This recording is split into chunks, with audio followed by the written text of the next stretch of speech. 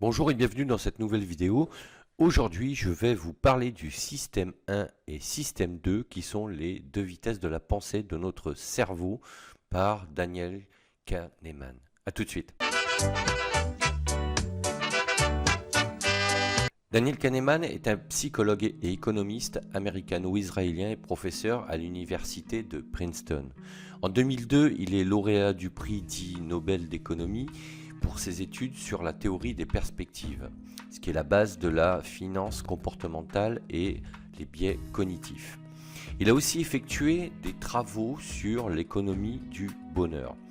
Dans son livre Système 1 et Système 2, les deux vitesses de la pensée, qui est donc la traduction Thinking Fast and Slow, publiée en 2011, il nous explique que pour lui, il y a deux systèmes de pensée, donc le système 1 et le système 2. Et ces deux systèmes influencent nos jugements, nos préférences ainsi que nos décisions. En effet, pour lui, le système 1 est rapide et le système 2 est lent. Ce sont donc deux systèmes qui fonctionnent avec deux vitesses différentes. Le système 1, qu'on appellera le S1, est la pensée automatique qui est incontrôlable. Elle est instantanée, c'est un mode de pensée par réflexe. Donc ce système est rapide et basé sur l'inconscient. Le système 2 est la pensée par la réflexion et l'analyse. Elle nous fait prendre du recul pour balayer une grille de lecture plus large avec un maximum de critères. C'est un mode de pensée lent basé sur le conscient. Les deux modes de pensée sont complémentaires et nécessaires à notre fonctionnement. Le premier système va nous aider à nous alerter et à nous faire réagir face à un danger ou une urgence. Le deuxième système, lui, va nous permettre de résoudre des problèmes et situations complexes en prenant le temps de la réflexion. Mais voyons tout d'abord ce qu'est un biais cognitif. Le biais cognitif est un mécanisme qui entraîne des erreurs de jugement systématiques. C'est ce que l'on pourrait traduire simplement par une illusion d'optique mentale. Les causes des biais cognitifs se trouvent dans notre manière de penser au-delà de la gestion ou non-gestion de nos émotions. Ils sont aussi des croyances limitantes qui nous ont été inculquées et que l'on a continué à développer au fil des années sans nous en rendre compte. Leur socle mental nous vient donc de notre cadre de référence qui nous a construit depuis notre enfance jusqu'à l'âge adulte. Même si avec les années d'expérience que l'on accumule avec le temps, on n'en prend pas conscience, ils continueront à nous emprisonner dans des schémas mentaux limitants. Ils déterminent la manière dont on va utiliser notre système 1 et notre système 2 que Daniel Kahneman identifie par rapport à notre cerveau. Plus on a été formaté et plus nous aurons tendance à utiliser notre système 1 par automatisme. Nous ne prendrons pas le temps d'analyser une situation ou un événement pour remettre en cause notre façon de voir les choses. Nous obéirons à notre système 1 sans nous poser de questions puisque nous serons dans la certitude. C'est dans ces situations que le système 1 empêche le système 2 de s'activer au risque de remettre en cause nos certitudes ancrées au plus profond de nous-mêmes. Car depuis des années, notre cerveau a subi un amorçage ou désamorçage qui ont fini par s'installer durablement dans nos raisonnements sur différents sujets. Ensuite, on aura donc le biais cognitif de l'amorçage, puisqu'il conditionne notre façon de raisonner et d'utiliser ces deux systèmes. L'amorçage est quelque chose qui influence notre comportement et donc nos décisions. Il déclenche le système 1. Si votre première perception est positive sur une personne, les suivantes auront plus de chances de confirmer cette bonne impression. A l'inverse, si votre première impression est négative sur une personne, les suivantes auront plus de chances de confirmer cette mauvaise impression. Cet amorçage peut se faire à travers vos différents sens, qu'ils soient visuels, olfactifs ou auditifs. Ils sont inconscients et s'ancrent dans votre cerveau de manière subliminale. Cela dit, vous en serez d'autant plus réceptif s'ils correspondent à votre cadre de référence et à vos valeurs. Car votre cerveau aime bien ce qui ne le contredit pas. Évidemment, selon le contexte, vous serez plus enclin à accepter ces amorçages. Leur dissonance avec vos valeurs fera qu'ils seront également plus ou moins puissants sur vous. Si vous êtes dans un environnement détendu et qu'il concerne un aspect ludique, vous serez plus réceptif. Une expérience a été menée dans des restaurants. Il a été mis en boucle de la musique française et les gens ont consommé plus de vin français. Ensuite, il a été passé en boucle des musiques allemandes et les gens ont consommé plus de vin allemand. Cet amorçage auditif a changé le comportement d'achat des gens. Vous vous promenez dans la rue et sentez une forte odeur de croissant. Vous aurez envie de manger un croissant. La première impression a amorcé votre opinion dans votre cerveau. Vous serez moins sensible à l'amorçage s'il remet en cause vos perceptions plus profondes sur le monde par exemple. Dans ce cas, vous déclencherez votre système 2 car votre système 1 aura comme déclenché une alerte. Donc voyons justement l'effet de la répétition. En répétant les mêmes choses plusieurs fois sur des fréquences régulières, le système 1 intègre ces informations dans son lexique et dans sa zone de confort. Le système 1 a besoin de trouver des causalités même là où il n'y en a pas. Il ne veut pas utiliser le système 2 qui pourrait remettre en question ses croyances établies par le système 1. Le système 1 va créer un contexte pour pouvoir relier des informations qui n'ont pas forcément de lien entre elles. C'est pour cette raison qu'avec le système 1, une information répétée est intégrée comme telle sans plus d'analyse. Alors que le système 2, moins sensible aux informations répétées car il les analysera et les décortiquera. Il effectuera un tri en fonction des contextes et des facteurs qui les influencent. Voyons maintenant la relation entre le système 1 et le système 2. On passe régulièrement du système 1 au système 2, mais il y a des périodes pendant lesquelles on sera soit en mode 1, soit en mode 2. Prenons l'exemple d'une journée de travail classique. Le matin, on effectue des tâches qui n'imposent pas une grande concentration en mode système 1. On fait les choses de manière automatique. Si l'on est interrompu par des collègues pour X raisons, on répondra en toute quiétude. En revanche, dès que l'on est en mode système 2, avec un niveau de concentration plus élevé sur les tâches, on aura plus de difficultés à être interrompu par des collègues ou des coups de téléphone. Cela aura un impact sur notre humeur et notre capacité à rester décontracté si l'on doit être systématiquement coupé alors que l'on travaille sur un dossier qui demande de la rigueur. Les interactions entre les deux systèmes sont permanentes. Le système 1 n'aime pas être contrarié en cas de doute sur une information qui contredit son cadre de référence. Il bascule sur le système 2 qui va pousser plus loin les investigations. Le système 1 valide plus facilement des informations qui vont dans son sens, même si elles sont fausses ou erronées. Il a besoin de prononcer un jugement.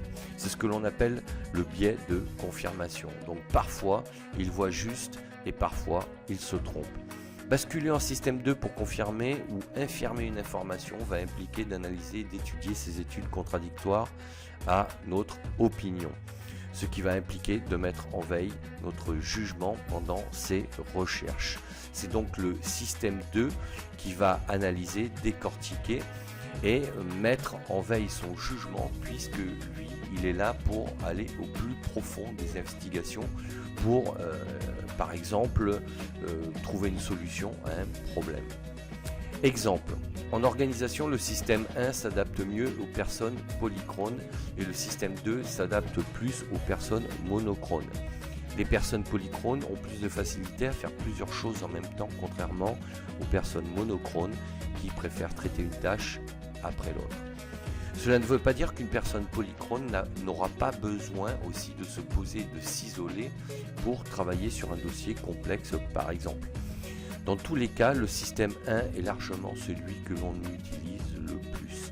Il est évident que plus vous aurez de connaissances et compétences, plus votre système 1 pourra s'appuyer sur une base de données élevée qui favorisera sa pertinence. Et bien sûr, renforcera l'utilisation de votre système 2 aussi. Malgré tout, c'est le système 2 qui contrôle le système 1 et le valide ou pas. L'interconnexion entre les deux est donc permanente. Cela ne signifie pas pour autant que le système 1 n'est pas performant.